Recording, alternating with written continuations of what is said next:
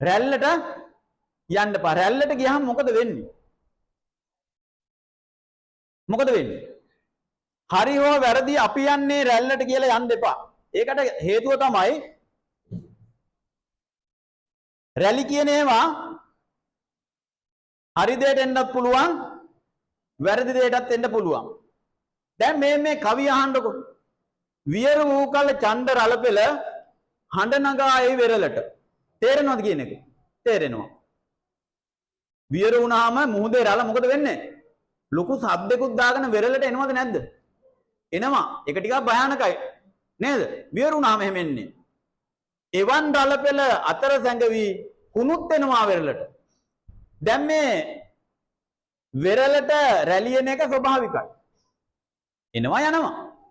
හැබැයි ඡණ්ඩ රළපෙලක් එනකොට බලනවා මුහුදේ කුණු තියෙනව නේද? ගොඩ බිමෙන් ප්‍රතික්ෂේප කරපු අපට එපා කියලා විසි කරපු කුණු මුහුදේ තියෙනවා. මේ කුණු බලනවා අපි නිකන් මුහුදට ගියොත් මේ ගොඩ බිමට ගියොත් අහපව මිනිස්සු විසි කරනවනේ. හොඳම වෙලාව තමයි ඡණ්ඩ රළපෙලක් යන වෙලාවේ මේක ඇතුලේ රිංගලා අපටත් යන්න පුළුවන්. වෙරළට. ඒ විදිහම තමයි එළියේ සමාජයේ ලොකු රැලි එනකොට ඒ රැලි නිවැරදි වුණත් ඒ රැලි ඇස්සේ කවුද එන්නේ? වැරදි කරන මිනිස්සු එනවා. රැල්ල කර පිටින්. එනවද නැද්ද එහෙම? රැල්ල දන්නේ. හරිද? එතකොට එහෙම කර පිට ආවහම තෙමෙයි නැත්තම් ගිලන හින්දා නොයා එවලේ වෙරළට. දැන් ලොකු ඡණ්ඩ රළපෙලක් එක කුණු මුහුද ගොඩ බිමට එනකොට වෙරළ සුද්ධ කරන් ඉන්න අය යනවද ඒ වෙලාවේ සුද්ධ කරන්න කුණු වයින් කරන්න? ඇයි යන්නේ නැත්තේ? යන්නේ නැති හේතුව තමයි ඒ ඡණ්ඩ රළපෙලත් එක්ක එන කුණු වයින් කරන්න ඒ වෙලාවේ ගියොත් රළපෙල සැර වැඩි එක්කෝ තෙමෙනවා එක්කෝ ගිලිනවා නැත්තම් මැරෙනවා. ඒ වෙලාවේ කුණු වයින් කරන්න යන්නේ නැහැ. මොකද එතකොට කරන්නේ? කුණු එපායි සිතන අය සැම දරා ඉන්නවා පසුබැස.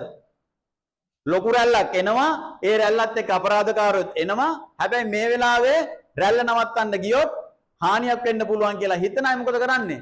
රාජ්‍ය ආයතන වෙන්න පුළුවන්, පොලිසිය වෙන්න පුළුවන්. తాවකාලිකව මොකද කරන්නේ? පසුබසිනවා. ඒකට කියන්නේ බය දුවනවා නෙවෙයි. ඔහෙම රැලි එනවා. රැලිත් එක කුණුත් එනවා. හැබැයි හොඳම දේ තමයි ඔය එන රැලි හැමදාම මුහුදෙන් එන රැලි ගොඩබිම රැඳිලා තියෙනවා. ඉක්මනින්ම අහපව් යනවා. ඒ රැලි වල ස්වභාවය. සමාජයේ එන රැලිත් එහෙමයි. මේ එනවා අද තියෙනවා හෙට රැල්ල නැහැ. හැබැයි කුණු දන්නේ නැති එක කතාවක් තියෙනවා. අහපව් රැල්ල යනකොට බර වැඩි කුණු අරයි යනවද? නෑ ඔක්කොම වෙරළේ තනි කරලා රැල්ල යනවා. ගොඩට ආරල ගොඩ රැඳෙන්නේ ඉක්මනින් යයි මුහුදට. සැඟවා කුණු අරන් යන්නේ දමා හැරෙයි ගොඩ බිම. රැල්ල යන්නේ කුණු ටික දාලා අනේ දැන් අර වෙරළේ මොනවද ඉතුරු වෙන්නේ? කුණු. ඒ වගේ රැලි ආවට රැලි යනවා. වැරදි කරපු ඒ රැල්ල පිට ඇවිල්ලා සමාජ නීති අතර අරගෙන වැරදි කරපු මිනිස්සු මොකද වෙන්නේ? තනි වෙනවා. රැල්ල ගියාට පස්සේ.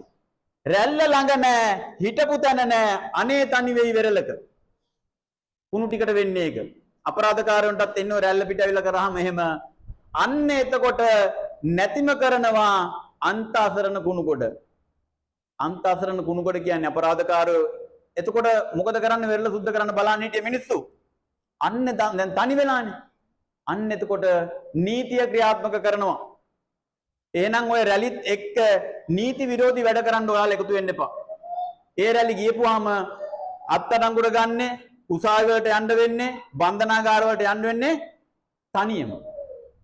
එහෙනම් මොන රැල්ලාවත් ඔයාලා බලන්න ඕනේ රැල්ල නෙමෙයි. මොකද්ද මේ? ඇවිල්ලා තියෙන රැල්ල නීති විරෝධීද නැද්ද? මේකට අපි කරන්න ඕනේ මොකද්ද? උද්ඝෝෂණ කරන එකද? දේපල විනාශ කරන එකද? ඒ දේ නෙවෙයි. නීත්‍යානුකූල දේවල් වලට යන්න පුළුවන්. ඒක කිසි ගැටලුවක් නෑ. පැමිණිලි කරන්න පුළුවන්, මානව හිමිකම් යන්න පුළුවන්, ඕනෑම තැනකට ජිනීවා හරි යන්න පුළුවන්. ඒවා නීත්‍යානුකූල ක්‍රමවේද. නීතිය අතට අරගෙන කැලෑ නීතිය රච කරන්න යන්න එපා. ඔයාලා තනි වෙනවා. පැහැදිලිද? මේක බුද්ධිමත් දෙමාපියන්ට කියන්නේ මේකම දරුවන්ටත් කියලා දෙයි කියලා බලාපොරොත්තුෙන් තමයි මේ කියන්නේ. හරි.